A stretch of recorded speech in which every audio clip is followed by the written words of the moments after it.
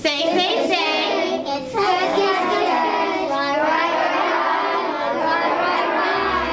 We started our writer's workshop and we're really focusing on building the basics right now. So we used the Jennifer Serravallo strategy, say, sketch, write, and we began using it as a second grade team last year, and we just noticed a great improvement in our students' writing because they're first saying what they're going to write, so they're generating the idea in their head.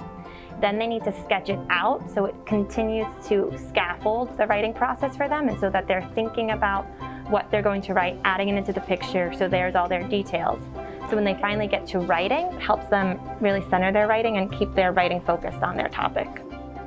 Writing, I know, is a really personal thing because you're writing about your own opinion or your own thoughts, and so it really helps to be in their own space, not around anybody, so no one can quickly look over and see what someone's drawing, or maybe like, oh, they have more writing than me, and it allows them to focus and becomes a really calm point in our classroom. We call it voice level 0, and you're just focused in on your writing where you are and in a comfortable space. It was a little dark and peaceful, so I could concentrate.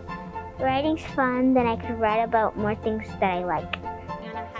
I hope that kind of breaking it down makes them see that they can all write and they're not stuck on like, oh, I don't know how to spell that word, I'm a terrible writer.